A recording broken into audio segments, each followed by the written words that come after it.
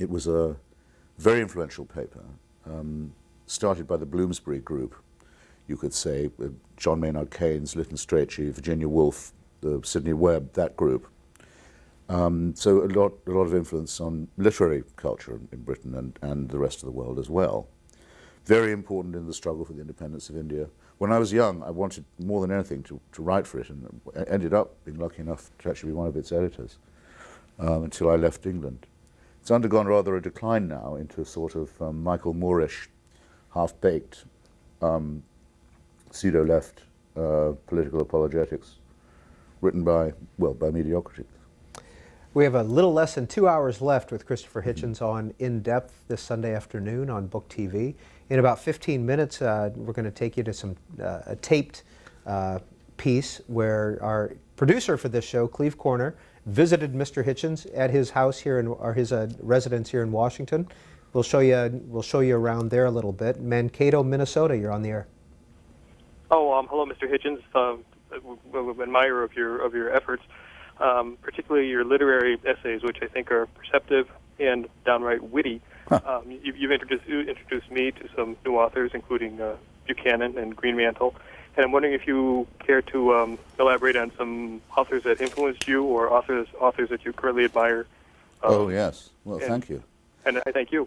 Well, no, I mean, and not that I want to dodge any political questions that people have for me, but I was hoping for a slight break from politics, if possible, because it's only about half of what I do, and I do try and interest people in discussions of modern writing and literature. In my own case, there are various kinds of influence. There's the literary influence that makes one want to be a writer, and then there are the influences that teach you what kind of writer you might possibly choose to be. I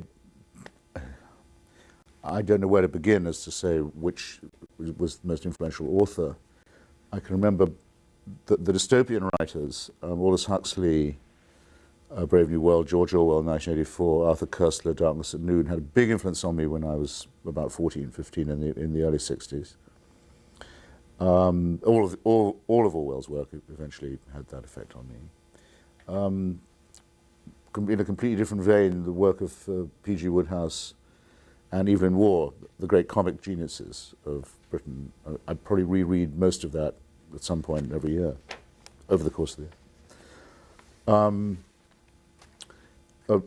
A writer called Conor Cruise O'Brien, 90 this year, amazing man, Irish diplomat, Irish politician, Irish essayist and academic, wrote a book called Writers and Politics, which I read in 1967 when I was teaching at a little school in England. And I remember thinking very, very distinctly that I'd like to be able to write like that and on topics of that sort. If you get hold of Writers and Politics, you'll see what I mean. I'm sorry I'd have to go on for so long answering this question properly that I would bore everyone, including you. But the advice I could give people, and the advice I try and follow myself, is continue to test yourself against newer and better, or if you like, older and better writers, but keep expanding your library and your horizons so that you'll keep on being forced to ask yourself the question, why do I bother? Read people who make you feel ashamed to be mentioned even in the same breath. Vladimir Nabokov, for example, makes me feel like that. Saul Bellow sometimes. I think, I'm not fit to read these people. We showed a list of some of the favorite writers that you submitted to us while you were talking. I meant to put Conor Cruise O'Brien on that, so I'm glad I got a chance to mention him now, because I remember being annoyed I'd left him off. A couple of books that you've that you've edited or written, Left Hooks and Right Crosses, A Decade of Political Writing.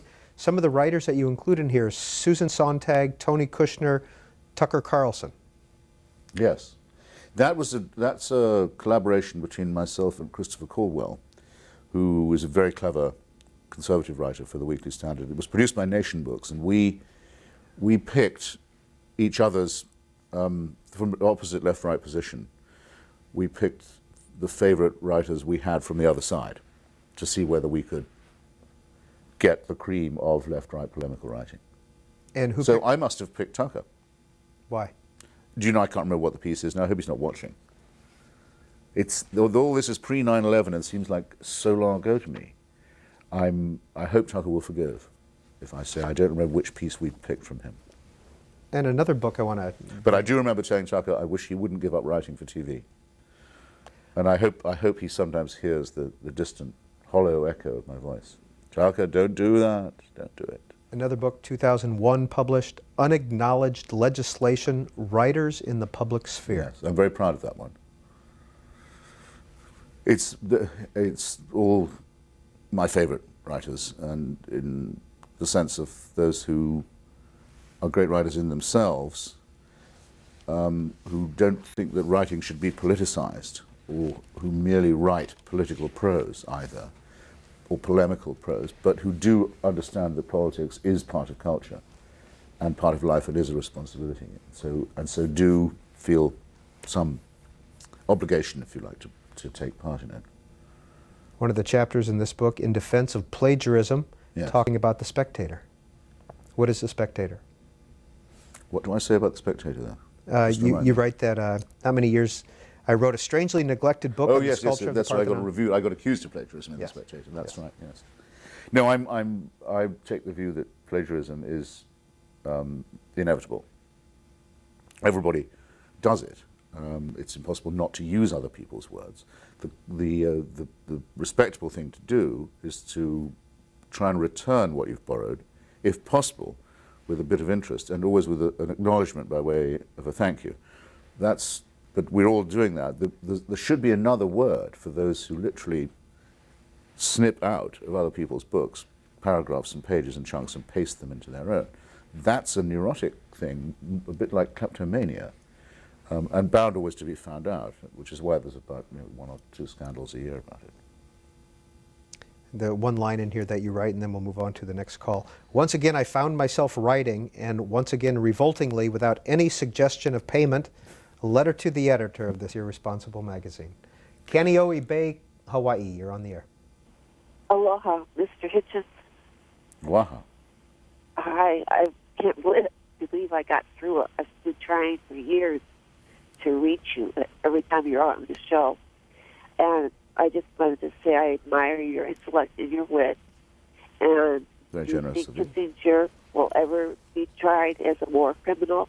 And what about impeaching Bush? You don't want much, do you? Well, Henry Kissinger has been asked, since my book came out, and it's been translated into several languages now, calling for him to be tried on charges of war crimes and crimes against humanity. He has been, to a certain extent, inconvenienced. He was summoned by a judge named Roger Leloir, when he was in Paris about 3 years ago, not for indictment, but just to answer some questions. This was about Chile and some missing French people in Chile. He didn't answer the summons and left town.